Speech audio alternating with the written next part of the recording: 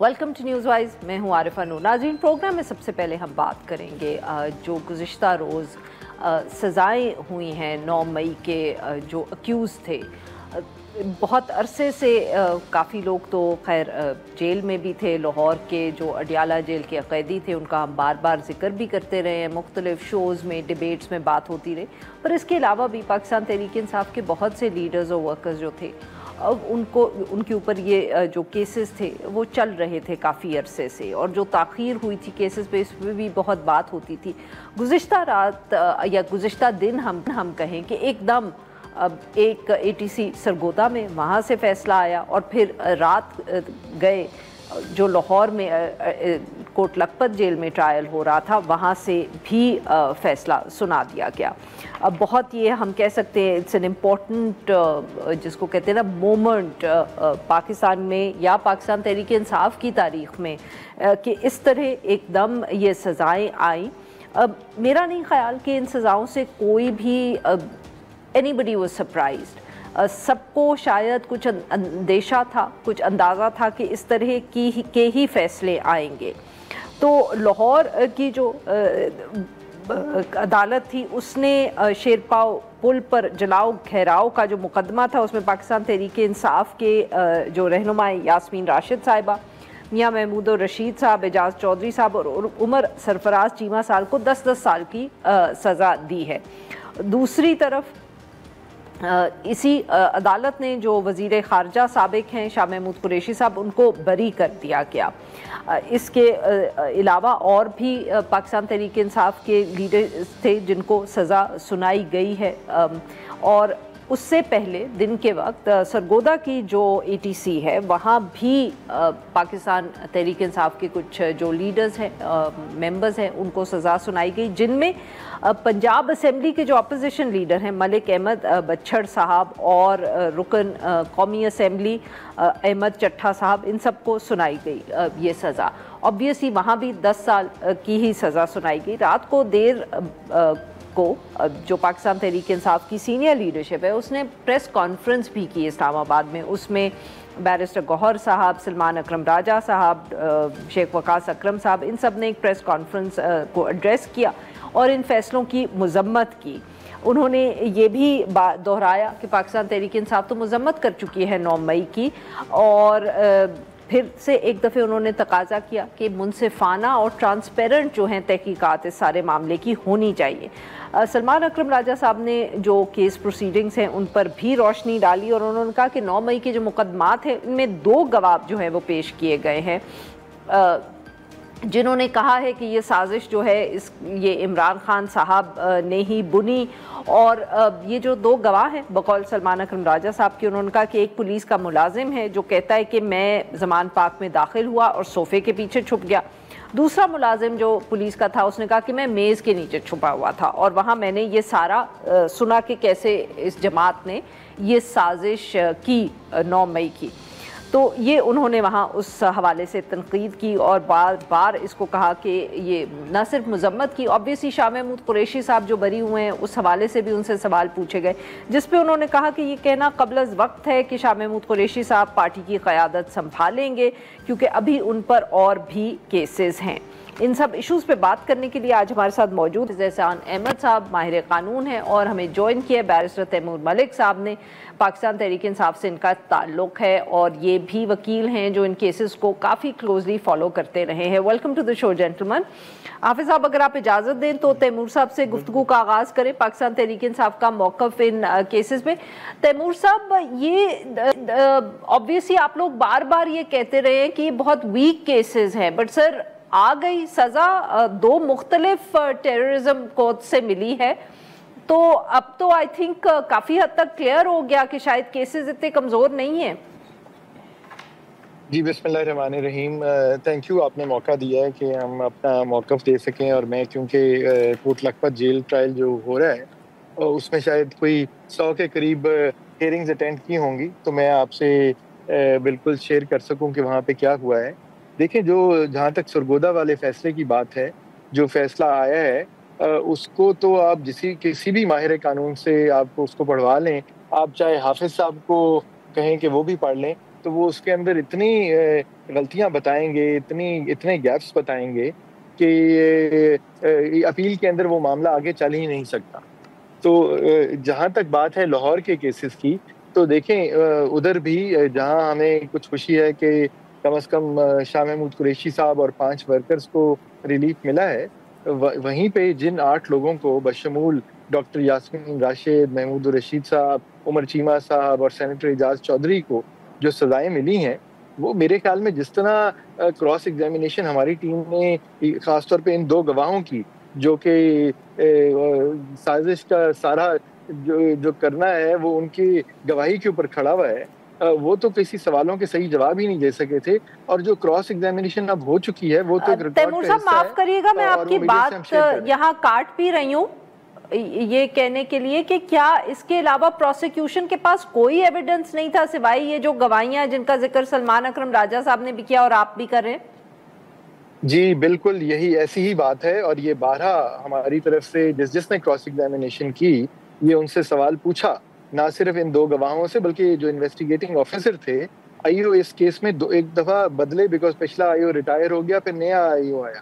دونوں سے یہ سوال پوچھا گیا کہ جی آپ بات کرتے ہیں سازش کی، تو ان 2 گواہوں کی جو آکیولر ٹیسٹمنی ہے، یہ اسٹیٹمنٹ ہے وربل، اس کے علاوہ کیا ایویڈنس ہے؟ انہوں نے کوئی وہاں اندر تصویر کھینچی تھی؟ اندر جو لوگ بیٹھے ہوئے تھے ان کی تعداد یہ کبھی 42 بتاتے ہیں، کہیں 57 بتاتے ہیں، کہیں کم بتاتے ہیں.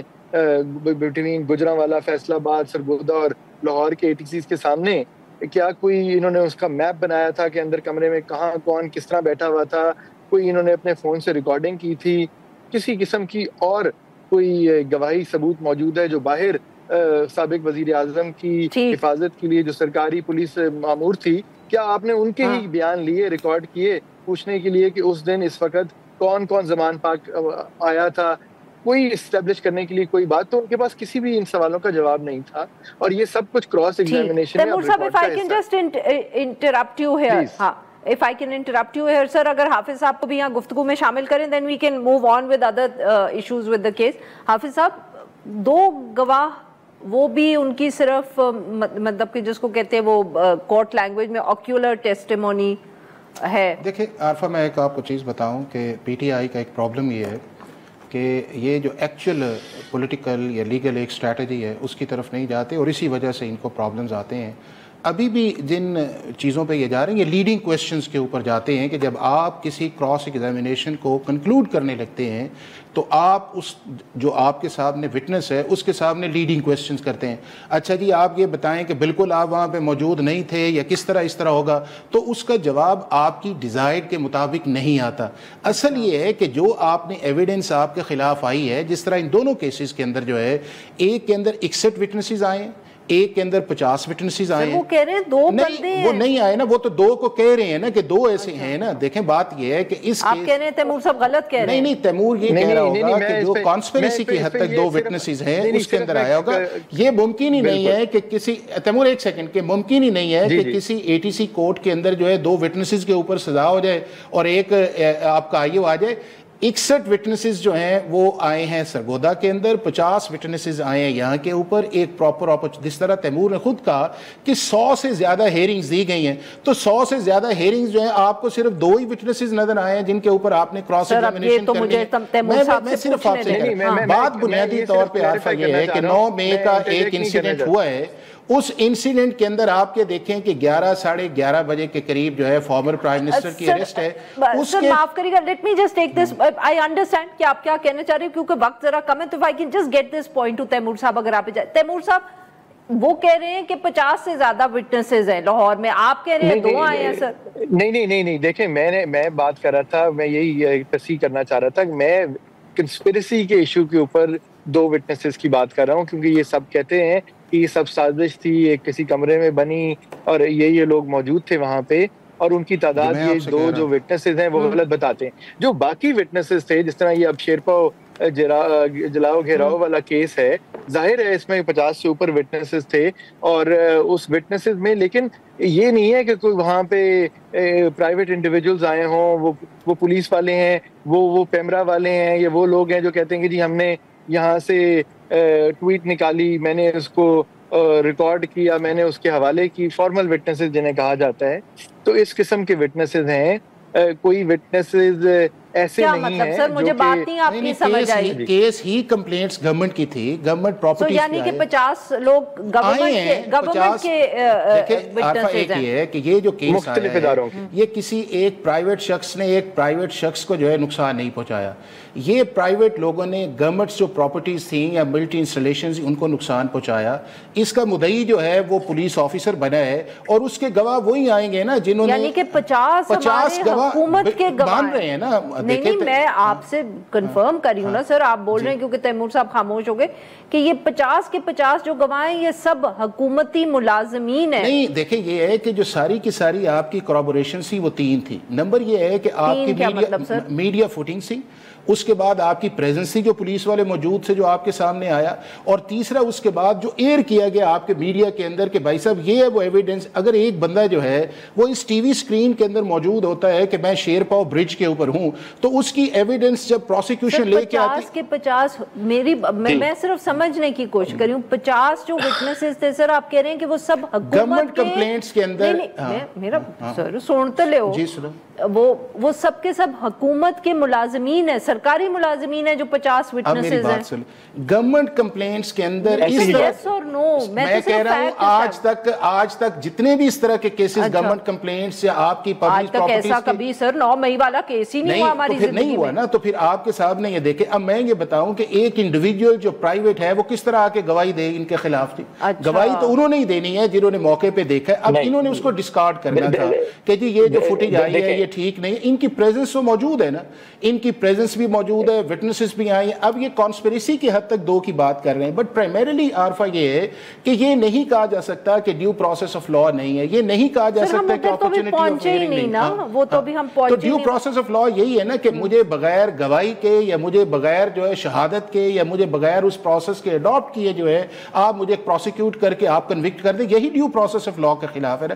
اگر کسی جگہ 50 آئے ہیں یا ان 50 میں سے کسی ایک کو سرکاری ملازمین 50 سرکاری ملازمین, یہ سارا کیس ہی سرکاری ملازمین کا ہے سر. اب ہاں نہ نہیں کرتے آپ. میں آپ سے یہ کہہ رہا ہوں کہ آپ دیکھیں نا, پن پوائنٹ کر رہے ہیں. اگر اس کیس کے اندر پولیس ڈیمیج ہوئی ہے, پولیس پروسیکیوشنز پہ آئی ہے, پولیس نے کہا ہے کہ جی ہم نے یہ کلیکشن کی ہے ڈیجیٹل میڈیا پہ کی ہے, اس کے بعد آپ کے نیشنل میڈیا پہ کی ہے, تو انہی لوگوں نے آ کے انڈورس کرنا نا. پرائیویٹ بندہ پیمرا کے بہاف پہ تو نہیں جا سکتا کہ جی میں اس کی گواہی دینا چاہتا ہوں یا میں یہ کہنا چاہتا ہوں. بنیادی میڈیا پہ جو چلی ہے فوٹیج تو مطلب کہ کوئی کیمرہ مین تو ہو سکتا تھا کسی چینل کا. وہ یہ ہے کہ جب آپ نے اس کو چلانا ہے اور چلا کے جب آپ نے اس کو پریزنٹ کرنا ہے تو اس پریزنٹ کرنے کے اندر یہ ہے کہ جی کیا یہ جو فوٹیج آئی ہے یہ آپ کی ہی سسٹم کے اندر آئی ہے. اب وہ سسٹم کے اندر آئی, اب آپ نے ڈسکارڈ کرنا ہے. عارفہ بنیادی طور پہ یہ کیس یہ تھا فزیکل پریزنس کا تھا, اور اس کے بعد جو آپ کے سامنے آیا اور جو اس دن ہوا جو آپ کے 3-4 گھنٹے کے اندر فارمر پرائم منسٹر کے اندر آیا, کیا یہ انڈیویجول ایکٹ تھا, کیا یہ انوسنٹ ایکٹ تھا, کیا اس کے اندر پری میڈیشن نہیں تھی, کیا یہ اسپونٹینیس تھا؟ تو سر وہ پری میڈیٹیشن اور جو وہ سابق وزیر اعظم کا تعلق ہے وہ تو پھر اسی کنسپیریسی ہے. نہیں وہ تو اسی کنسپیریسی سے ہے. اب آپ دیکھ لیں کہ فارن پرائم منسٹر جو فارن منسٹر ہے اس کو ایکوٹ کیا گیا ہے. کیا پی ٹی آئی نے کہا ہے کہ یہ بہت اچھا کام ہے؟ اب آپ نے دیکھا کہ جنرل سیکرٹری صاحب سے جب آپ نے پوچھا گیا تو انہوں نے کہا ابھی نہیں آئیں گے, چونکہ وجہ یہ ہے کہ کوئی بھی ایک سینسیبل آدمی جو ہے جب باہر آئے گا تو کئیوں کی جو ایشوز ہیں وہ تو آگے جائیں گے. I have to take a break here, sir. جی ناظرین, یہاں پہ لیتے ہیں ہم ایک چھوٹی سی بریک. Right back.